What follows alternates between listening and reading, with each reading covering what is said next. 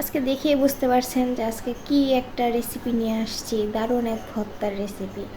মাঝে মাঝে এরকম করে ভর্তা খেতে ভালোই লাগে। কার কার ভালো লাগে একটু কমেন্ট করে জানাবেন। আসসালামু আলাইকুম এভরিওয়ান, সবাই কেমন আছেন? আশা করি ভালো আছেন। আমরা আল্লাহর রহমতে ভালো আছি। এখানে আমি মরিচগুলো ভেজে নিয়েছিলাম। আজ শুকনো মরিচ আর কাঁচা পেঁয়াজ দিয়ে ভর্তা করব। এই জন্য আমি শুকনো মরিচ ভেজে এখন শুকনো মরিচগুলো সব ভালোভাবে মাখিয়ে নিয়েছি। একে একে সব ভর্তা করে নিব। আর ভর্তার আইটেম বেশি, এজন্য সব ভর্তা একটু একটু করে নিচ্ছি।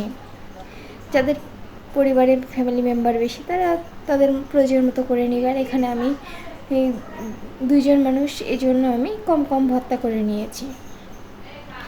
আর এখানে আমি ভর্তাগুলো খুব ভালোভাবে করে নিচ্ছি, দেখতে পাচ্ছেন খুবই টেস্টি হয়েছিল। এখানে আমি ওলটাও ভর্তা করে নিচ্ছি। আর ওলের ভর্তার সাথে আমি একটু লেবু চিপে নিব, যেন মুখ না চুলকানোর কোনো চান্স না থাকে। যদিও ওল ভর্তাতে মুখ চুলকায় না, বাই চান্স যদি চুলকায়, জন্য সাথে আমি মিষ্টি কুমড়া ভর্তা করে নিয়েছি, মাছও ভর্তা করে নিব।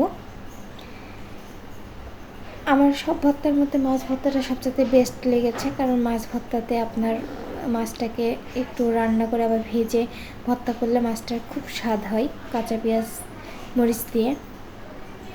আর শুকনো মরিচ আর কাঁচা পেঁয়াজ দিয়ে ভর্তাটাও খুব ভালোভাবে করে নিচ্ছি হাত দিয়ে।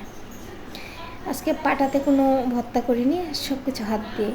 এখানে আলু ভর্তা, ডাল ভর্তা, মাছ ভর্তা আর মিষ্টি কুমড়া ভর্তা করে নিয়েছি, আর ওল ভর্তা করে নিয়েছি।